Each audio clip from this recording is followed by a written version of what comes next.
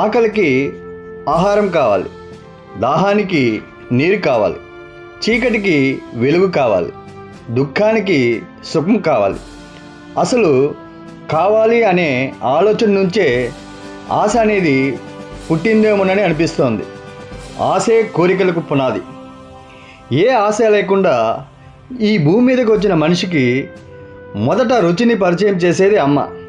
తర్వాత ఒక్కొక్కటిని అందిస్తూ అతనిలో ఆశను కలిగిస్తుంది. ఆ ఆశే కోరికలకు పునాది. వయసు పెరిగే కొద్దీ తన చుట్టూ ఉన్న పరిసరాలు, పరిస్థితులకు ప్రభావితుడై తనకు నిజంగా అవసరం లేకపోయినప్పటికీ తన స్నేహితులు, బంధువులు కొన్న వాటిని చూసి తనకు అవి కావాలి అనే ఆశను, ఆరాటాన్ని అలవాటు చేసుకుంటాడు మనిషి. ఆ ఆశలో, ఆ ఆరాటంలో తను కోరుకున్నది లభిస్తే సంతోషిస్తాడు, లభించకపోతే దుఃఖిస్తాడు.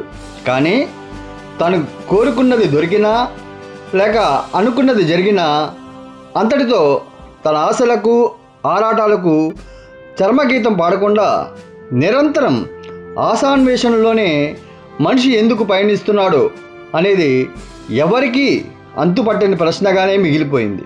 మరి ఆశాన్వేషణకు ముగింపు ఉందా లేదా? ఉదాహరణకు, కొంతమందికి బాగా చదువుకొని మంచి ఉద్యోగం చేయాలని ఉంటుంది. మరికొందరికి వ్యాపారం చేసి బాగా డబ్బు సంపాదించాలని ఉంటుంది. తీరా అవి లభించాక అందమైన అమ్మాయిని చూసి పెళ్లి చేసుకోవాలనిపిస్తుంది.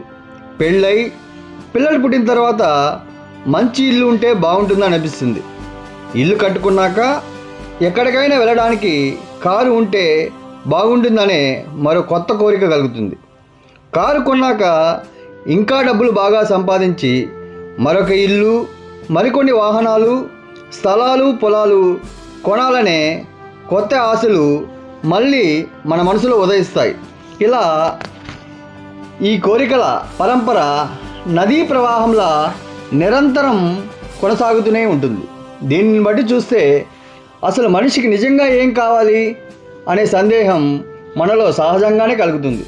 ఎందుకంటే ఎవరికైనా ఏదైనా కోరుకున్న తర్వాత అది లభించినప్పుడు అంతటితో సంతృప్తి పడిపోవాలి.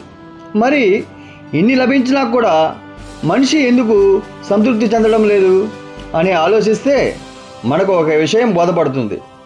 ఈ భూమి మీద లభించే వాటిల్లో దేనిలోనైనా అసలైన సుఖం లేదనే విషయం మనసుకు స్పష్టంగా తెలుస్తున్నప్పటికీ ఆ దిశగా ఎవరూ ఆలోచించరు.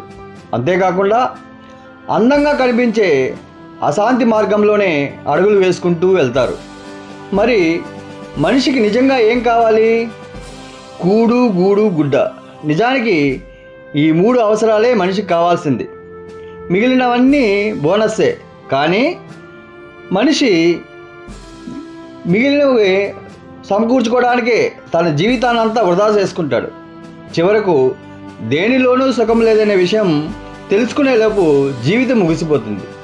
అయితే ఇప్పుడు మనం ఏం చేయాలి?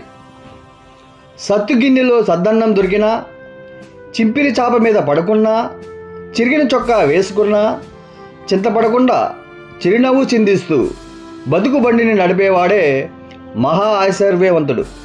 అంటే భూత భవిష్యత్ కాలాల గురించి ఆలోచించకుండా తనకు లభించిన దాంతోనే సంతృప్తి చెంది సదా వర్తమానంలో జీవించేవాడే సదానంద స్వరూపుడు.